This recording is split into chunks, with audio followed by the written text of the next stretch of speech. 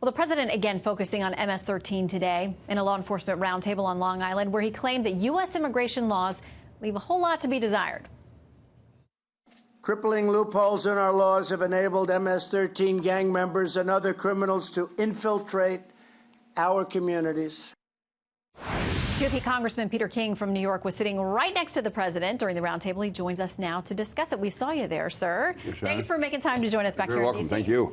Now, what do you make of the fact that the left is saying today that this is basically fear-mongering on the president's part? From Think Progress, they say this: Trump has used looming fears of MS-13 violence and other similar incidents to push a flagrantly racist immigration platform, one that predominantly targets people of color, such as South and Central American immigrants and those from Muslim-majority countries, and conflates immigrants with organized crime. They're either out of touch with reality or they're lying. The fact is the people being hurt the most by MS-13 are entirely the Hispanic community and the immigrant community. There are no white middle-class people being killed by MS-13.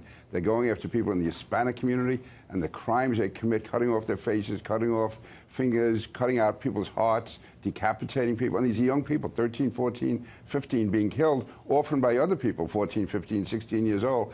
The immigrant community is being terrorized by MS-13.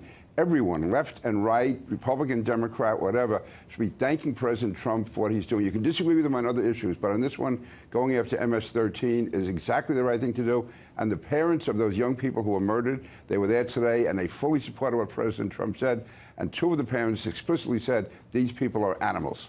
Well, and reading, as we all do, and you've had up close personal experience with this because there have been a couple of dozen murders in the Long Island area just over the last couple of years attributed to MS-13.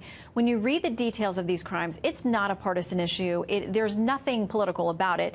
I had to stop reading them because they're so horrific, and these are people who are here doing harm to innocent individuals.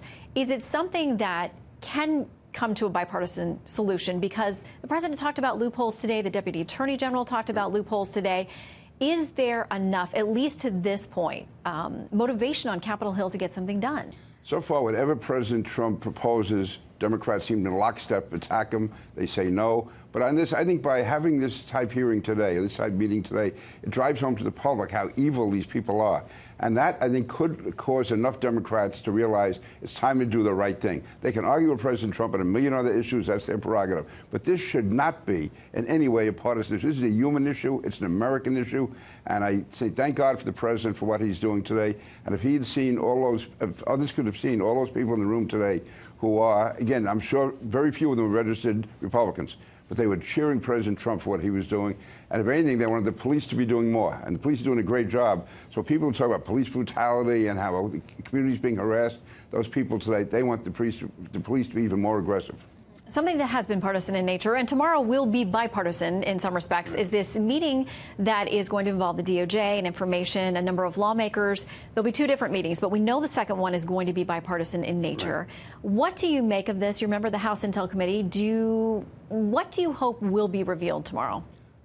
We have to find out what's happened. What was the basis of this investigation being started? What was the basis of the FISA applications? When did the FBI first learn, as they claim now, that something was going wrong? Now, I've examined everything I possibly can. I see no evidence of any collusion anywhere. I don't see any basis for this investigation ever being started. Now, maybe the FBI and Justice Department have something to show the Gang of Eight tomorrow, have something to show Trey and Devin, but up till now, it hasn't been there, and they go out of their way to either block it out, make it difficult for you to find out what's happening or what happened, what caused them to start this investigation. Was it just a political hit job? Was it people who were living in their own silo and they were believing everything bad about Donald Trump? I haven't practiced law in a while, but I didn't see any basis here for an investigation even being started, never mind going on now for a year and a half. Do you think it's helpful that Democrats will be included in that second meeting? Does it diffuse some of the bipartisan or the partisanship that's been around this conversation? You would hope so. But the fact is, the Democrats could have been asking for this information all along. It was Devin Nunes and Trey Gowdy that had to demand this information. If the Democrats were so interested in getting the information, they could have been asking for it all along. Instead, they've been part of the denial process. Every time Devin Nunes asks for something, he gets attacked by the Democrats. They could have joined in the application. They could have joined in the subpoena if they didn't. So suddenly now they want to be part of the show. Well, Chairman Gowdy says he hopes people will show up with open minds and closed lips because we know leaks often come from these. So we will wait to see what we do or don't hear about these briefings tomorrow. Congressman, thanks for joining us on both these topics. Good to see you. Thank you.